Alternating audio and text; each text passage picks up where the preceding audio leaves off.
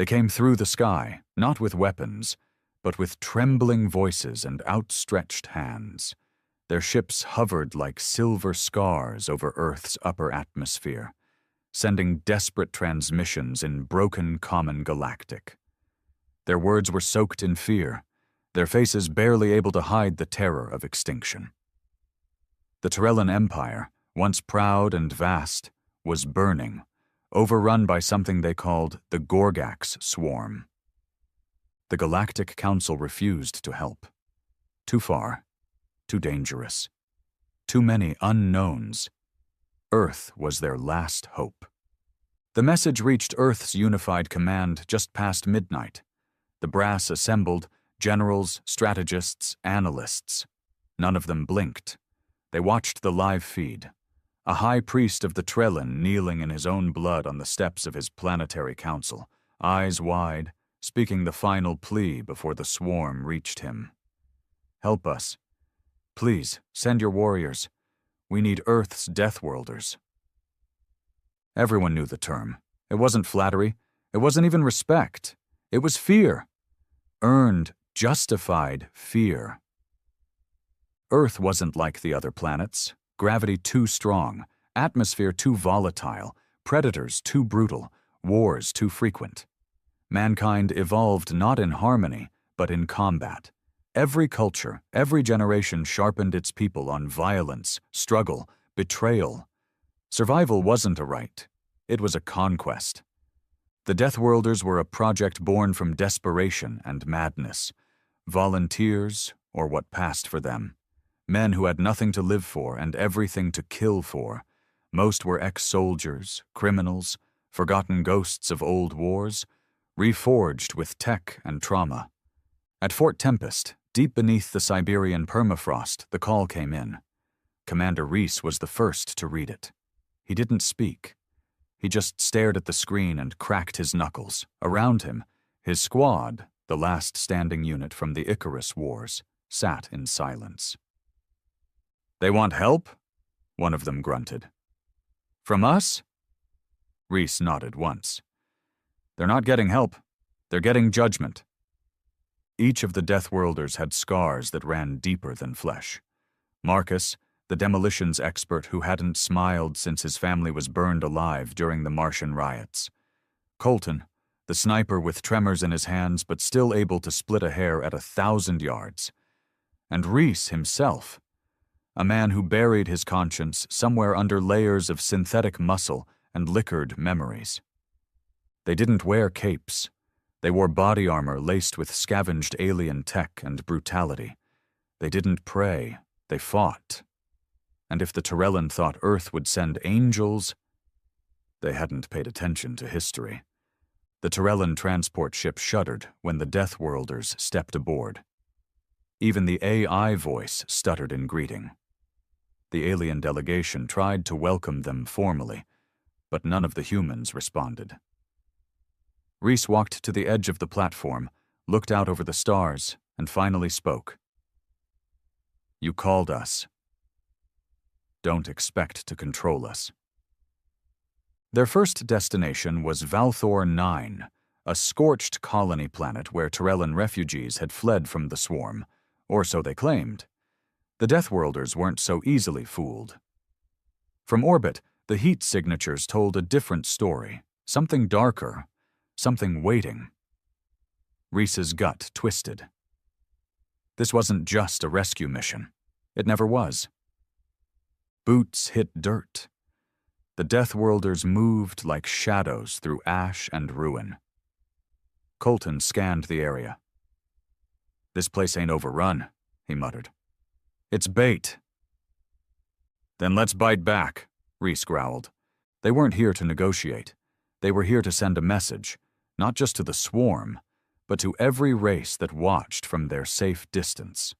Earth didn't send heroes. Earth sent consequences. The air on Valthor 9 reeked of ash and deceit. The Deathworlders moved in a diamond formation, each man synced through neural links and centuries-old muscle memory. Dust swirled around their boots, disturbed only by their heavy steps, and the occasional whisper of wind carrying the scent of charred metal. This was no battlefield. It was a setup. Too quiet. Too clean. And Reese hated clean. War was never clean. Colton scanned the perimeter with his modified scope, eyes narrowed. No swarm corpses, no signs of struggle, just nothing. Reese didn't answer. He was listening, not with ears, but instinct.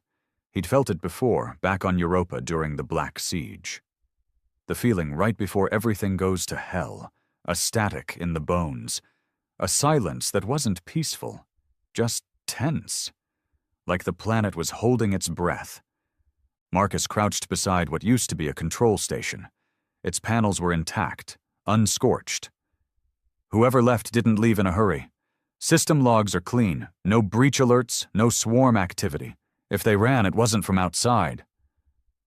Reese ran a hand across the dusty panel. Maybe they didn't run at all. The squad moved deeper into the colony's interior, passing intact homes with lights still flickering, food still on tables. A child's toy blinked beneath a bench. Power still running. That was the worst sign of all. Refugees don't leave mid-meal. Families don't abandon kids' toys without a fight. Then came the smell. Not rot. Not death. Something worse. Sterility. Artificial antiseptic used to cover something foul. Colton gagged slightly, pulling a filter over his nose. This ain't right, Reese. This ain't no overrun colony. This is a goddamn morgue. They found the first bodies beneath the medical dome, laid out in rows, perfect rows, as if posed. Not a mark on them. No wounds, no signs of swarm infestation. But their eyes were open, frozen in terror.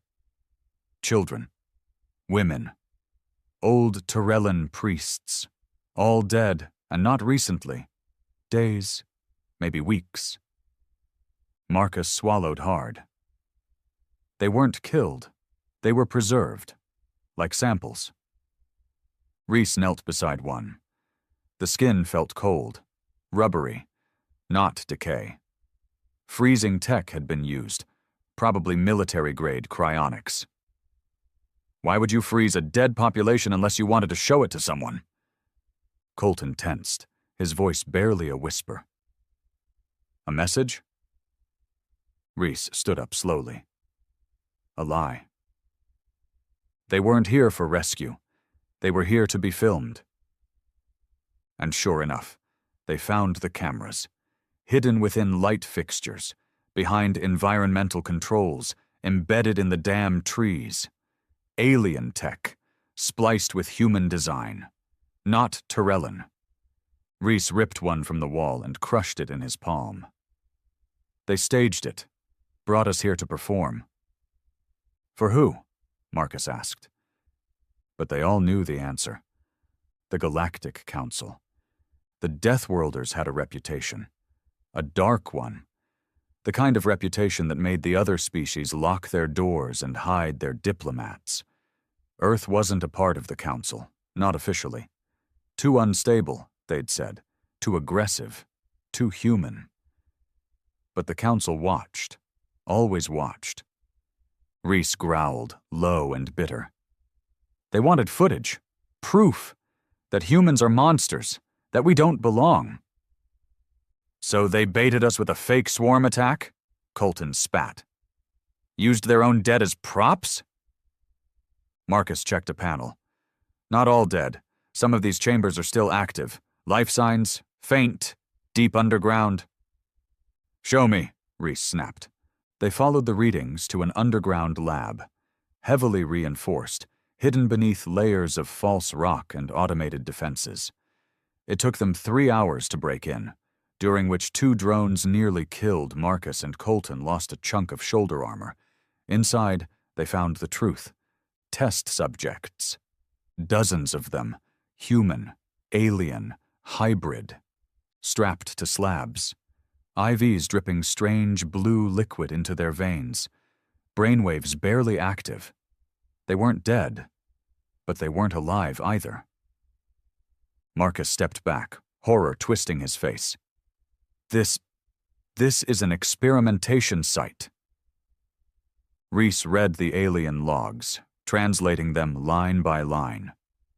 Tyrellan Military Initiative. Goal: weaponization of Death Worlder DNA. Use exposure to swarm pheromones to create adaptive warriors. They were trying to clone us, Colton whispered. No, Reese said coldly.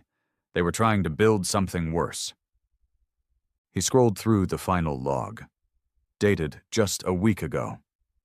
Test 438. A shows accelerated aggression when exposed to Gorgak's stimuli. Subject eliminated 3 handlers.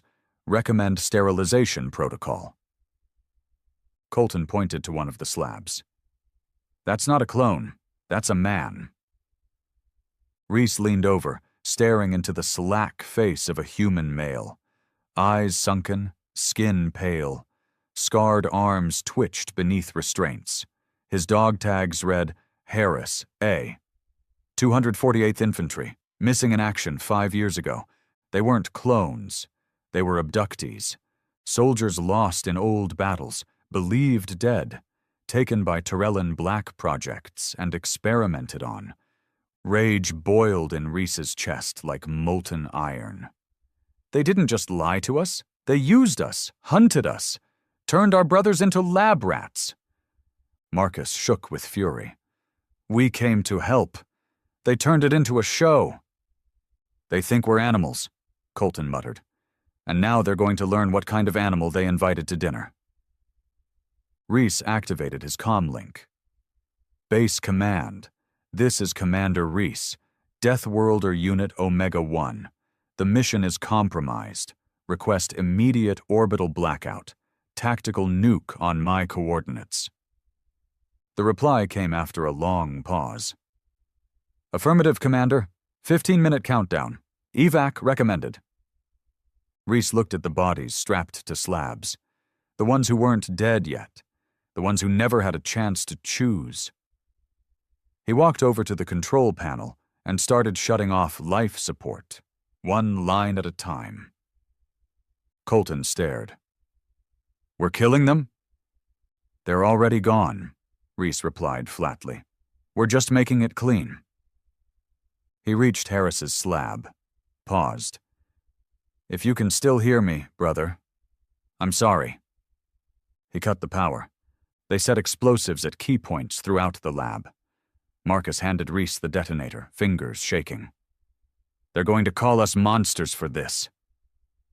They called us that before we ever picked up a gun, Reese said. They didn't run. They walked. Calmly. Silently. Out of the lab and toward the extraction point. As they rose into orbit, the colony burned. Not just from the nukes, but from the files Reese had leaked seconds before detonation. Every log. Every experiment, every body. The truth, broadcast across 50 worlds. Let them call Earth savage. Let them fear the Death Worlders. Because after today, they'd remember why. The fallout hit faster than anyone expected. Within hours of the Valthor 9 broadcast, half the Galactic Council was in chaos. Emergency meetings were called. Communications buzzed across the stars in a panic. The footage Reese leaked. Test subjects, hybrid corpses, alien scientists laughing over restrained human soldiers, hit like a thunderclap. Tyrellan spokespeople scrambled to contain the narrative, calling it a rogue operation and unauthorized black research. But it was too late. The Death Worlders hadn't just exposed a single lab. They'd ripped open the facade the entire council had been hiding behind for decades. Earth had long suspected its outcast status wasn't about instability. It was fear. Fear of what humans were becoming. And now, that fear was out in the open. On Earth, reactions were split. Government officials praised the Death Worlders as patriots.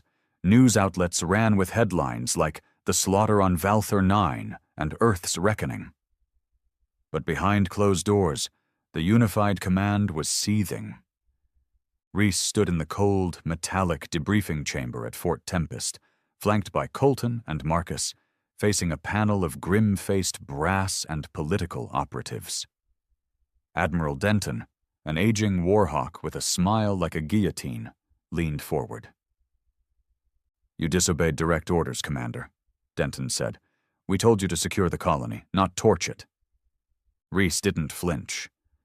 There was nothing to secure. The colony was a goddamn morgue. Denton's jaw tightened. "And broadcasting classified footage without clearance?" "That wasn't footage," Reese said. "That was the truth." One of the politicians, a sleek, gray-eyed bureaucrat named Levin, spoke next. "You've started a galactic incident. The Torellan ambassador is threatening sanctions. Trade routes are being frozen. Do you know what that means?" "It means they're scared," Reese said. "And they should be." Levin stood, slamming his datapad onto the table. "You embarrassed Earth. You painted us as butchers." "We didn't paint anything," Marcus cut in, voice low and full of restrained fury. "They did that when they strapped our people to lab tables and turned them into puppets." Colton added, "You want us to apologize for showing what they did? Then maybe you're in the wrong room." The panel went silent. Denton finally exhaled. "The Council is demanding an inquiry. They want the Deathworlders grounded." Reese stepped forward. "You do that, you lose your only weapon. The Swarm's still out there. You think they care about politics? We're the only ones who've ever survived a full-scale swarm assault. And we just proved we're willing to cross lines the rest of the galaxy won't." Levin sneered. "You want to be feared." Reese smiled. "We are feared." The panel ended with no verdict, just veiled threats and heavy silence. Outside, the base was buzzing with tension. Deathworlders weren't just soldiers now. They were symbols, icons, or monsters, depending on who you asked. They walked in silence to the barracks. Colton lit a smoke and stared at the sky. "They're gonna hang us eventually, you know, for what we did." "They'll try," Marcus said, "but they need us too much." Reese didn't respond. He was thinking about the face of that soldier, Harris, about how many more like him were still out there, experimented on, forgotten. Later that night, a private transmission broke through their secured line. No ID tag, encrypted 10 layers deep. Reese opened it. A voice came through, raspy, mechanical, but unmistakably human. "I saw what you did on Valthor 9. You're not alone." The screen flickered and revealed coordinates. Deep space, uncharted. The signal vanished. Reese stared at the blank screen. That voice. That was Foster. Marcus looked up, stunned. "Foster's dead. Swarm ate his entire squad on Tau Ceti." "Or that's what we were told," Reese muttered. "Maybe Valthor 9 wasn't the only lab." Colton crushed his cigarette.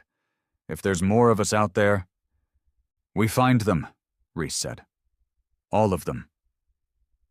They launched the next day. No approval, no orders, just coordinates and fury.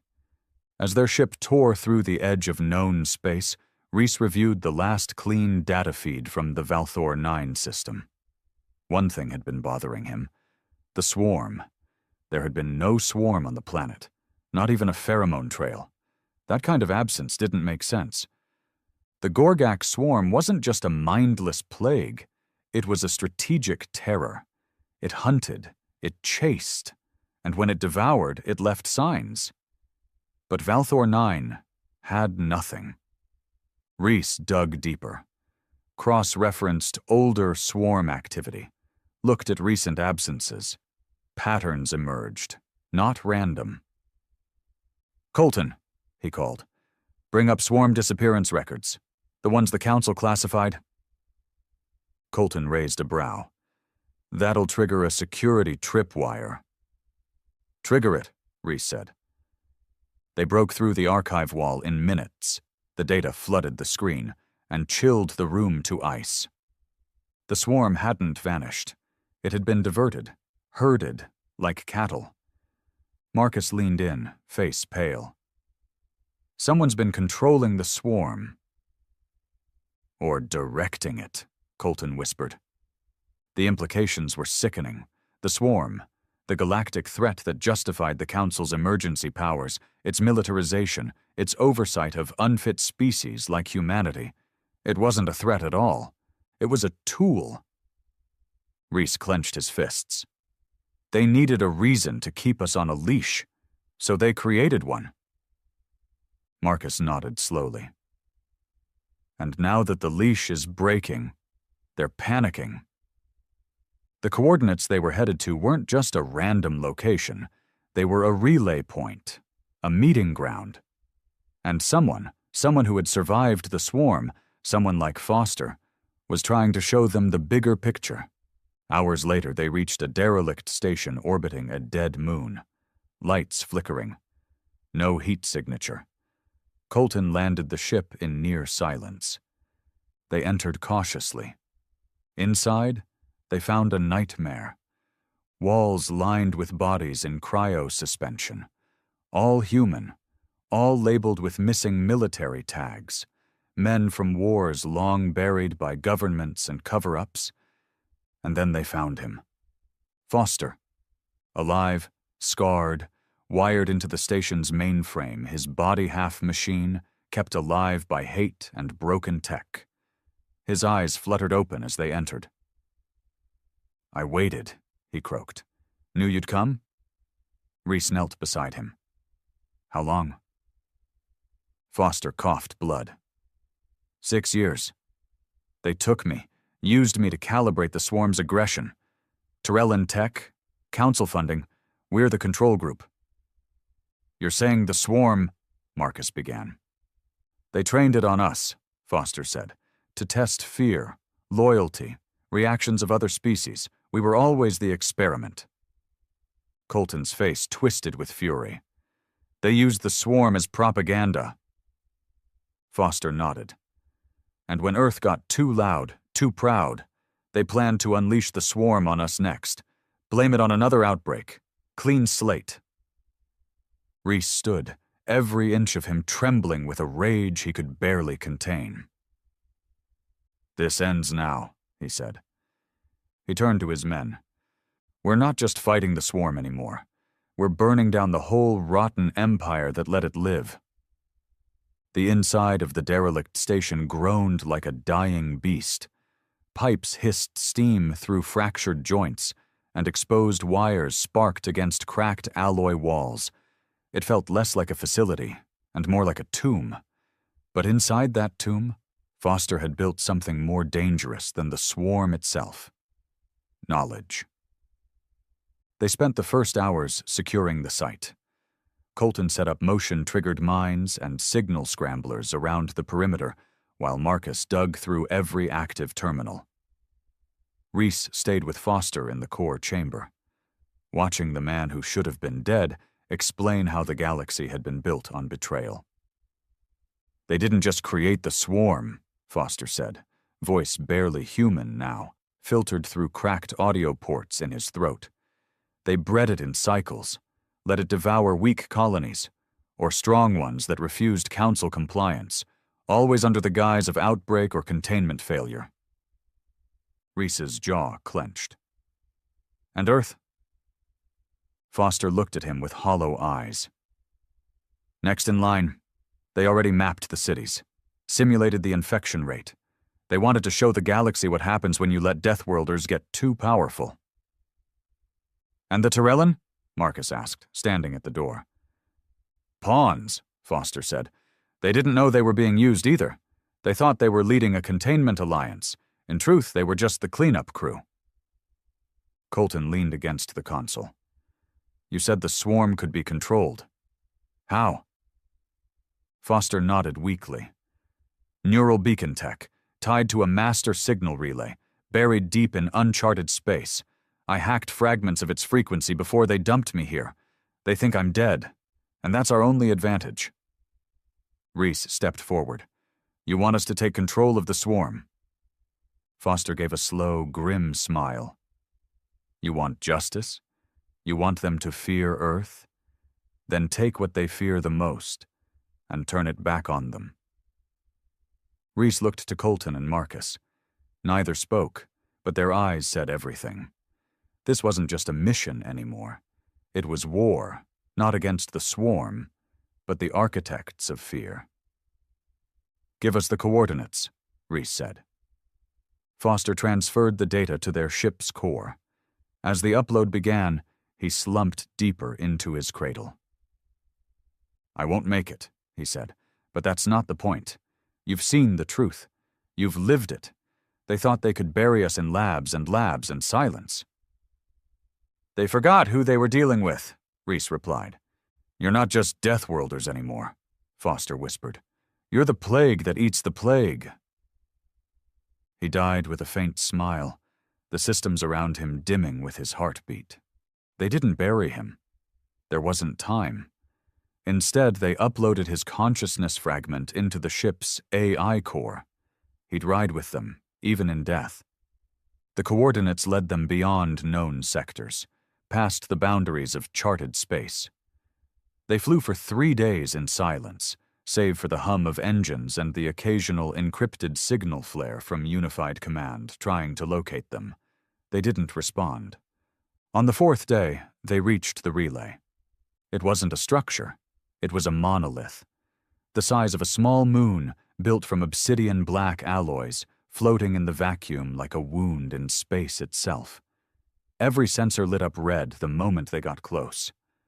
Marcus stared at the readouts. This thing's alive. It's organic tech, Reese said, built with the same material as the swarm hives. It's not just controlling them, it is them. Foster's echo voice came from the console. They call it the Cradle, core node for the swarm's behavioral sync. Destroy it, the swarm goes wild. Seize it, and you become God. Colton whistled. That's a hell of a gamble. War always is, Reese said. They landed on a ridge near one of the relay's ports, an access point pulsing with greenish light and covered in hive-like tendrils. Their boots stuck to the surface slightly as they disembarked, the material semi-organic underfoot. Inside, the structure pulsed with a dull, wet heartbeat. Every corridor oozed warmth and something like breath. The walls weren't metal, they were flesh tech. Reactive, twitching, watching. Colton muttered, This whole place feels like walking through a corpse. They moved fast, breaching 3 layers of internal defense systems that seemed less mechanical and more instinctive. Creatures rose from the walls, not the swarm soldiers, but biohybrids, fast and silent. They dropped 2 of them before the rest fled.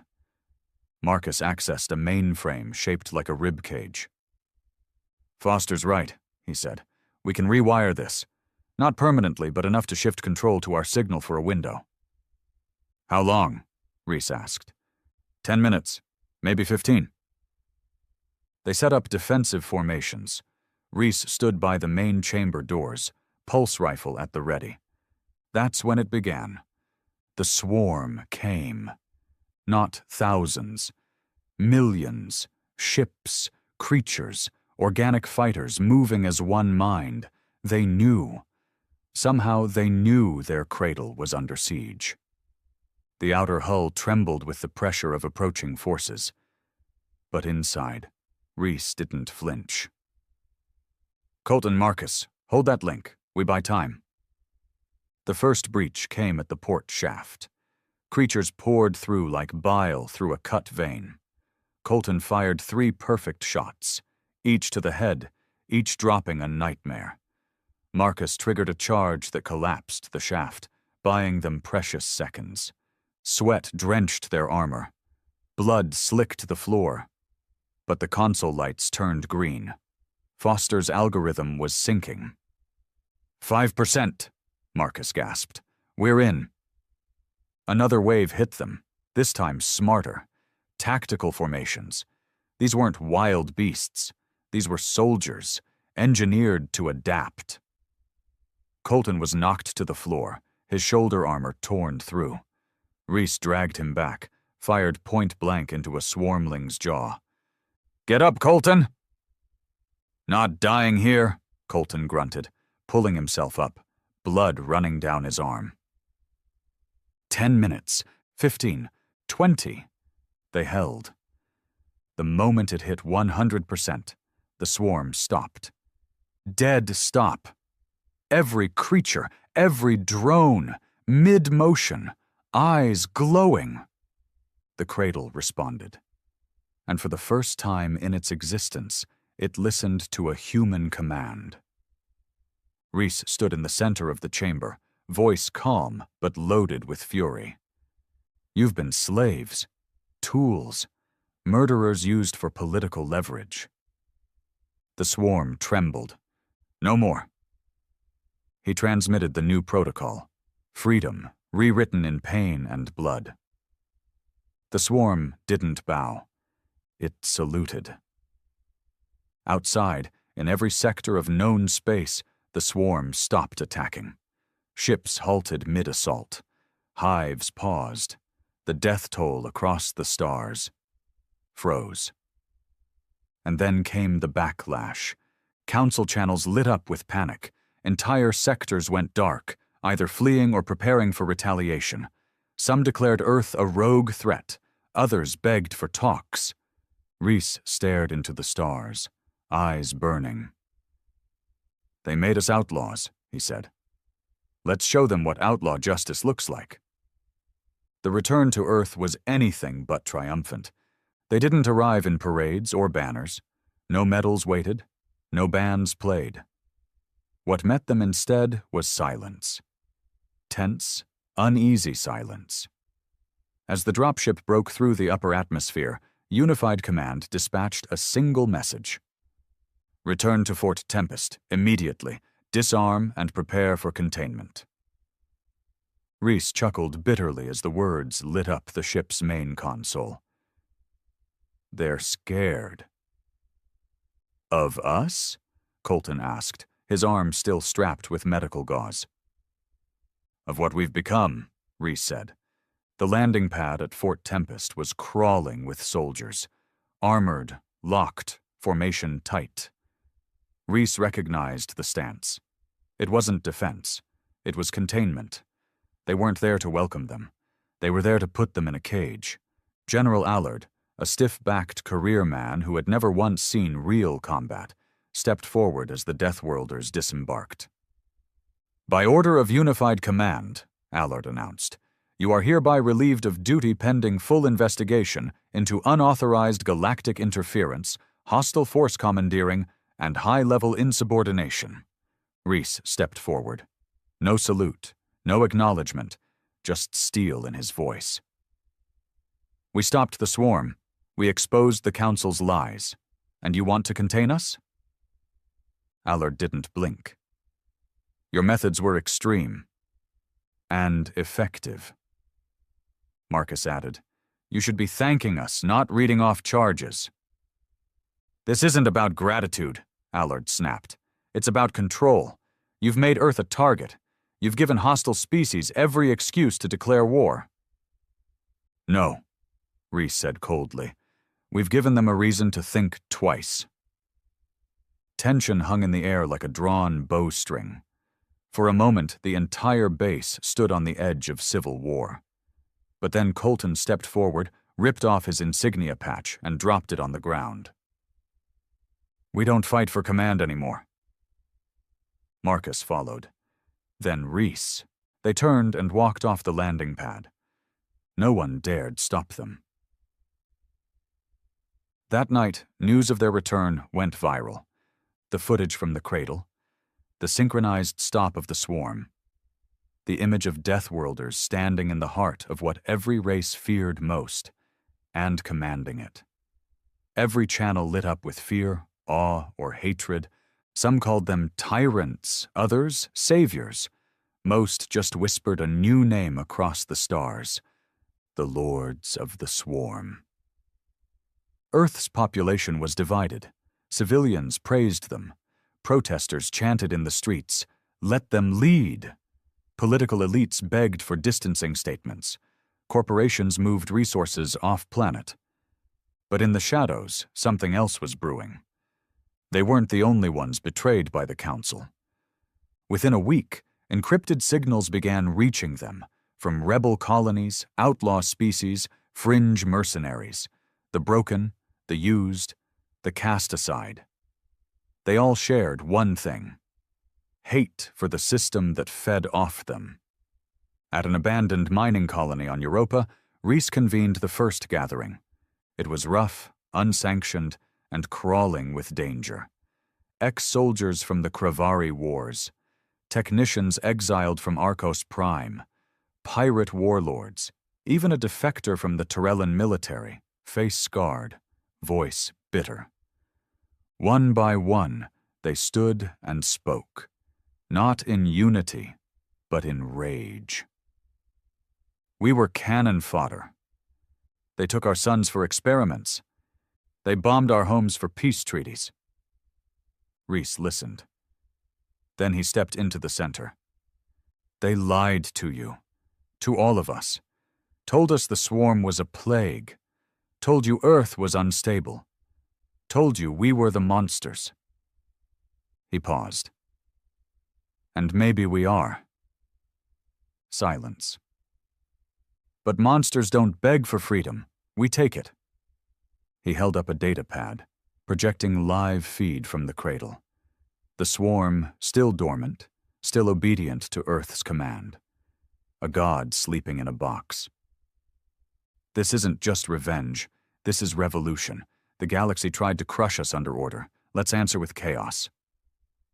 Some hesitated. Most didn't. The first alliance was forged that night, not with treaties or flags, but with blood and defiance. A new force was born, not Earth's army, not the Council's dogs, just a name: the Black Line. Deathworlders led it, broken empires fueled it, and the galaxy would never be the same. 3 weeks later, the Council struck. A peacekeeping fleet comprised of over 200 ships entered Earth's orbit. Officially, it was a diplomatic mission. Unofficially, it was a threat. Led by High Executor Varen of the Kex Dominion, a cold-blooded bureaucrat known for his strategic exterminations. His message was clear: surrender command of the swarm, dissolve the Deathworlder program, or Earth will be cleansed. Reese stood in the control room of Black Line Command, now operating out of a mobile asteroid fortress dubbed Gravehold. He didn't flinch. "They want the swarm back," Marcus said. "Like it's theirs." "They never owned it," Colton muttered. "They just unleashed it on everyone else." Reese tapped the console. Brought up the cradle interface. Foster's echo voice murmured in the background. "They want fear?" Reese said. "Give them terror." He didn't launch an attack. He did something worse. He opened the swarm's archives. Every tactical log, every council-approved directive to target civilians, every slaughter sanctioned under the name of containment, every planet wiped out for refusing to pay galactic taxes, every experiment run on abducted humans and aliens, leaked. Within hours, 20 civilizations were in rebellion. Council stations burned. Fleet admirals defected. Ambassadors were dragged from podiums and thrown from high towers. And still, Earth said nothing. Reese didn't gloat. He just watched. Because this wasn't about vengeance anymore. It was about reckoning. And it had only just begun. The galaxy burned. Reese watched the stars flicker through the reinforced viewport of Gravehold's command bridge, each pulse of light a signal from a new uprising. The Deathworlders hadn't just turned the tables. They'd flipped them, shattered the legs, and set the room on fire. Planetary systems once too afraid to speak out now flew pirate banners, declared independence, and broadcast their defiance into the void. swarm hives had become sentinels, guarding liberated colonies under Earth's command. But victory, Reese knew, was a short breath before the next punch. And the next punch came harder than anyone expected. It started with silence. An entire system, Valari Quadrant, population 6 billion, went dark. No signal, no ships, no debris. Just gone. Black. Then came the whispers. Not of war fleets or council sanctions, but of something ancient, something buried. Foster's AI fragment was the first to confirm the anomaly. Gravehold, we've intercepted signal decay from Valari. Not natural, not weapon-based. Pattern matches no known species. Unknown quantum footprint. Reese frowned. What does that mean? It means something's hunting, Marcus said grimly, reading the spectral data. And it's not the swarm. Colton stared at the heat map. Whatever hit Valari didn't attack. It erased. Before Reese could respond, Gravehold's long-range sensors lit up like a star going supernova. 5 more systems. Erased. No traces, no heat signatures. Just silence. Is it the Council? Marcus asked, even though he already knew the answer. No, Reese muttered. The Council wants control. This is something else. Something that doesn't care who wins. Foster's voice returned, distorted and hollow. I've found it. Deep archives. The Council had another fail-safe, a final solution in case the swarm turned. On the main screen, a name appeared. Project Eclipse. Reese leaned in. Show me. The feed shifted, grainy footage from an old Council facility. Alien scientists speaking in low, terrified tones. In the background, a black structure pulsed, shifting in and out of visibility like it was half-phased out of reality. Not built, Foster said. Discovered. Deep beneath the 4th moon of Yoran 5. A remnant. Older than the Council. Older than the swarm. Colton narrowed his eyes. You're saying this isn't Council tech? It's worse. It's pre-galactic. They found it, studied it, and then caged it. Marcus glanced at Reese. And now they've let it loose. On screen, the final frame was a Council log. If the Deathworlders cannot be stopped, activate the Dark Sun. They hadn't just unleashed a weapon. They'd unleashed a thing. Something so old and powerful that even the swarm, engineered to fear nothing, had no behavioral protocol for it. Foster's analysis showed one terrifying fact. Every swarm node near an eclipse zone had fled. Not fought. Fled. Reese looked at his team. This isn't war anymore, he said. It's survival. They moved quickly. Gravehold detached from orbit, and the Deathworlders began mass mobilization. Every hive under their control was signaled. Every rebel cell was warned. The black line fractured into ghost groups, spreading out, going dark, adapting. Earth deployed its own sleeper fleets from hidden orbital vaults long forgotten by politicians. But they weren't just preparing to defend. They were preparing to find the heart of Project Eclipse and kill it before it grew. Because whatever it wasn't done. The next disappearance confirmed that. This time it was a Council stronghold, high-orbit fortress, 5 million personnel, hundreds of ships, all wiped out. The Council broadcast nothing. No denials, no propaganda. Only silence. They were afraid, too. The journey to Yoran 5 took 6 days through black space, and Gravehold wasn't alone. A flotilla followed, patched ships, old war relics, even converted swarm biocruisers. Behind them, a dozen allied rebel systems sent scouts and data arrays, all feeding one single purpose: understanding the threat. When they arrived, the 4th moon was already gone. Not destroyed, missing. like someone had pulled it out of reality. But something remained. A rift. A dark, swirling wound in space, pulsing with silent madness. Ships near it lost engine control. AI systems looped. Cameras failed to record its edges. Foster couldn't explain it. It's not just a rift, it's a door. To where? Colton asked. Foster didn't answer. Reese didn't wait. They launched a probe.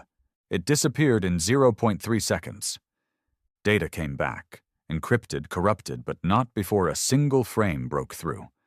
Not of another dimension. Not of a weapon, but of a being. Colossal. Humanoid in shape, but writhing with tendrils. No eyes, no mouth. Just an endless, spiraling void where a head should be. A single word appeared in the data before collapse. Oblivion. Marcus whispered, "That's not a name. That's a warning." Reese stared into the rift. "They tried to bury it," he said, "and now they've unleashed it to kill us." "Can it be killed?" Colton asked. Reese didn't answer, but inside, he knew this wasn't something they could shoot or bomb or burn. This was something that had to be contained, sealed again before it consumed the galaxy. And that would require a sacrifice none of them were ready for. Back on Earth, chaos erupted. Cities locked down, riots surged, the government split, half siding with the Death Worlders, the other screaming for surrender. Swarm units had to be deployed, not to conquer, but to protect humans from themselves. On the third day, the rift expanded. Systems began flickering. Stars dimmed. Something was feeding. Reese returned to the swarm cradle. He entered alone. "I know you can hear me," he said to the swarm intelligence, now semi-conscious under Foster's rewired code. The air shimmered. A single phrase echoed, "Feeder wakes. All burn." Reese growled, "Not if we burn it first." He exited with a single plan. Total collapse. They wouldn't fight Oblivion. They would bury it, using the swarm itself. Not as a weapon, as a coffin.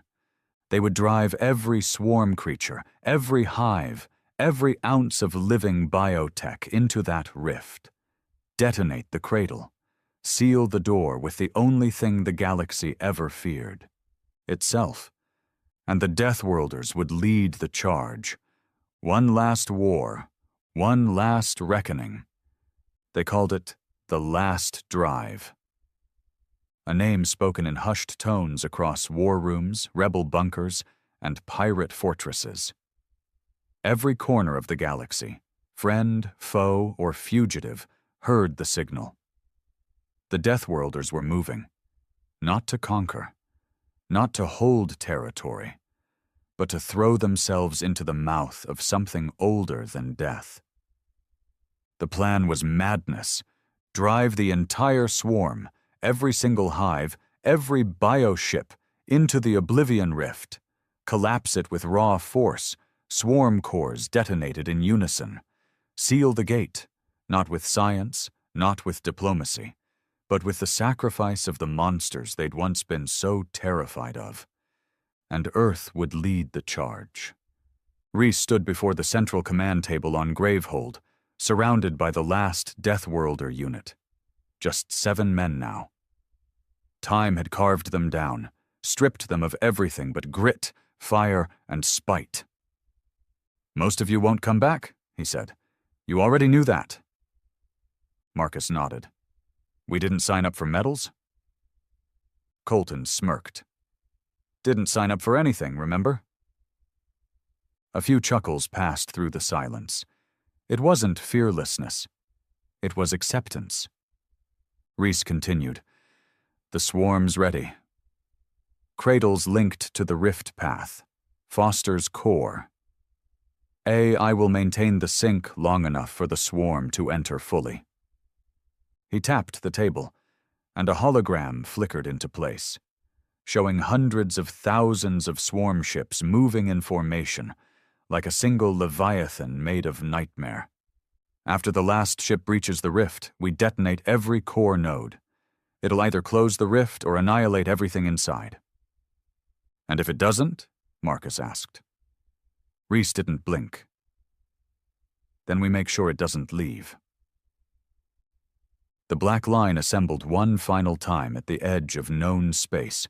Rebels, warlords, even some ex-council species, too afraid of what they'd unleashed to remain enemies. Their fleet filled the dark like angry embers in a dying fire. Reese addressed them from a pulpit of steel aboard Gravehold. "You feared us," he began, voice carried across every frequency.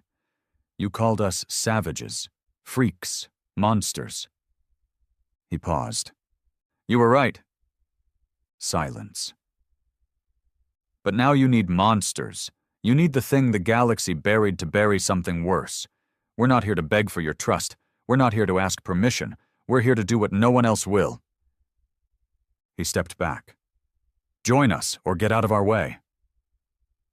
There was no applause, just nods. Quiet, final nods. The kind men give before stepping into hell.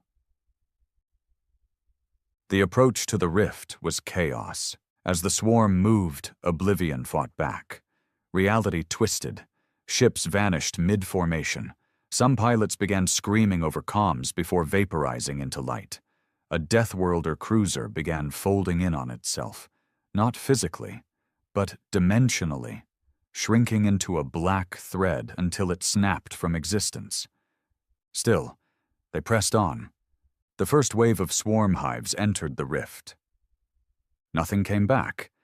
Then the second. By the third wave, the rift began to shake, like it was resisting, like it knew. And then it screamed, not sound, not frequency. A thought, an echo. Reese felt it in his bones. Feeder denied. "You cannot seal me. You are mine." Foster's ichor sputtered, flickered, held firm. "Ignore it. It's trying to fragment neural sync. Stay linked." Reese gritted his teeth. "Send in the next block." Wave after wave, the swarm surged into the rift. Bioships and hive minds, guided by nothing but will and command. They dove into the unknown, into a death that had no name, no guarantee, no salvation. And it worked. The rift began to shrink. But then oblivion struck back. The Black Line's rear guard was ripped apart in seconds. A gravitational pulse shattered half a fleet, reducing metal to molten glass. Rebel screamers, small, fast ships, disintegrated mid-evade. Gravehold's hull groaned as tendrils of black energy lashed across it. Foster's voice replied, strained. "We're down to 20% sync. That's the last safe batch. After that, we can't pull the swarm out. It's all in." Reese turned to his crew. "This is it. No orders, no speeches, just action." They entered the rift. Inside oblivion, nothing made sense. Time bled, space curled, ships flew beside their own echoes, dead men screamed from the past. Reese saw his own death 1,000 times in a second. Colton clutched his head, blood pouring from his eyes. Marcus screamed, "Reality's breaking." But Foster's voice cut through it like a blade. "Push forward. Core detonation needs to be manual from the center." They reached the cradle's final hub, a core grown out of swarm matter and pure defiance. Every Deathworlder dropped from their ship into a sea of nightmares, creatures that didn't obey physics, concepts that tore sanity apart. But they fought, not like soldiers, like demons. Reese drove a blade into something that wasn't flesh but memory. Colton blew apart a creature made of starlight and regret. Marcus hacked the final terminal while burning alive from the inside. And Reese? Reese activated the failsafe. The cradle surged. Every swarm node across the galaxy lit up. Every hive heart beat one last time. Then everything inside the rift exploded. Silence. Endless, eternal silence. Reese woke up somewhere dark. He wasn't breathing. He wasn't anything. Then a spark. A voice. Foster's voice. "You made it." "Did we win?" Reese asked. "No," Foster said, "but we survived." Reese opened his eyes. He was inside a medical pod. Earth. 2 years had passed. Marcus and Colton were alive, barely. Most of the Deathworlders were gone. Gravehold was destroyed. The rift. Sealed? Oblivion? Trapped. For now. And the galaxy? Forever changed. They didn't get statues. They didn't get speeches. But the name Deathworlder no longer meant fear. It meant salvation. The monsters had saved the world. 2 years after the last drive, Earth was no longer the same planet. The skies were clearer, quieter, devoid of swarm fleets, council satellites, or black-line patrols. But peace wasn't silence. It was tension, waiting in every alley, every border, every memory. The world had survived oblivion. But it hadn't walked away clean. Reese stood on the scorched balcony of what used to be Fort Tempest. Now a reconstruction zone filled with engineers, veterans, and displaced survivors. The snow blew across the field like ghosts, thin and cold. 2 years in cryo, and he still wasn't used to breathing Earth's air again. It smelled smaller. Behind him, Colton sat on a steel crate, smoking the same brand he used to ration during the Europa campaign. His left arm was gone, replaced with a jagged synthetic that still sparked when it got too cold. His face was lined now, not with age, but with the weight of being one of the few who came back. "Think they'll ever stop watching us?" he asked. "They're not watching," Reese said. "They're waiting." "For what?" "For us to die." Colton gave a half smile. "We always disappoint, don't we?" Down below, construction crews were rebuilding a section of the old barracks. But they weren't using earth steel. It was biofused, leftover swarm material, harvested from what remained after the cradle's detonation. Even now, humanity was learning from the things it once feared. "Marcus is up," Colton added quietly. "Docs say he's walking again, spines holding." Reese nodded, but didn't turn. There wasn't much joy in news like that anymore, just grim relief. Most of the Deathworlders were gone, not just killed, erased. The rift didn't claim lives the way bombs did. It twisted time, erased timelines. Some men never came back because they never existed again. Families waited for soldiers who'd been rewritten out of history. Reese sometimes woke up remembering names no one else did. That was the real price, not death, disappearance. The world moved on without them, because it had to. The council had collapsed, of course. With the swarm disarmed and the oblivion threat exposed, every species turned inward, trying to piece together what they'd allowed to happen. Some splintered, some vanished. Others looked to Earth not with hatred, but with cautious reverence. The humans who had once been labeled unpredictable, violent, and savage were now the reason the stars still burned. And that terrified everyone. Earth didn't join the new Galactic Union. It didn't ask. It didn't want to. The Black Line disbanded, at least officially, though rumors swirled of a new group operating in the fringe systems, silent, efficient, unforgiving. The name Deathworlder became myth, spoken in the same breath as saviors and destroyers, a warning, a legend, a ghost story. Reese kept quiet. He didn't want to be a hero. He didn't even want to be remembered. But the galaxy wouldn't let go.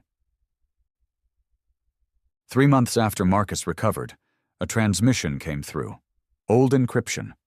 Black line signature. One Reese hadn't seen since the gathering. He opened it alone. A woman's voice, clear and hard-edged, crackled over the feed. "You don't know me. My name's Kara Vey. I was Council Intelligence before everything fell apart. I have something you need to see." Reese didn't respond. The voice continued. "We thought Oblivion was contained. It's not." A data package followed. Coordinates, spectral readings, a fragment of something breathing just past the sealed rift's edge. Colton found him later, staring at the frozen lake near the base. "You're thinking about going, aren't you?" Colton asked. "I never stopped." "We sealed it, Reese. You closed that thing." Reese turned slowly. We stalled it. We fed it silence. But now it's hungry again. Colton flicked his cigarette into the snow. "So what? We dive back in? Just us?" "No," Reese said. "This time we teach someone else." Colton raised a brow. "You serious?" Reese nodded. "We build something better. Not an army, not a rebellion, a wall. Something that can hold." He looked up at the stars, now eerily calm. "They'll come back, Colton. Maybe not tomorrow, maybe not for decades. But they'll come. And when they do, we'll be waiting," Colton said. Over the next year, Reese traveled. Quietly. He met with engineers who had worked on the original Cradle Sync drives, visited the Torellan ruins, and found young rebels rebuilding villages. He recruited not from elite corps or trained soldiers, but from orphans, survivors, the unwanted. People with nothing to lose and no delusions of glory.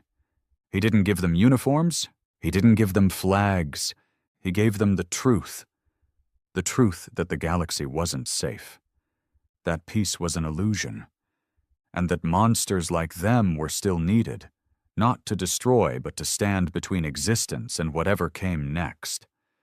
They called themselves the Pale Ward. They didn't broadcast their presence. They didn't march in parades. They built outposts in dead sectors, stations where physics still bent slightly wrong, places where the silence still screamed. And Reese watched over them year after year, never aging, never fading, as if the rift had touched something deeper in him, changed him in ways even Foster couldn't explain. Marcus once joked that Reese wasn't human anymore. Maybe he was right. But Reese didn't care. He had one mission left. When the stars went dark again, to make sure something answered. 20 years passed. Earth prospered. Aliens returned, trading, building embassies, offering apologies in polished silver and cautious words. Humanity smiled politely, but never let go of its monsters. Reese stood alone on a forgotten moon, watching the stars through a broken visor. A quiet beep echoed in his earpiece. Foster's last backup flickered to life. "It's time," the AI said. A new rift had opened, smaller, sharper, but familiar. Reese cracked his knuckles. "Time to go back to work."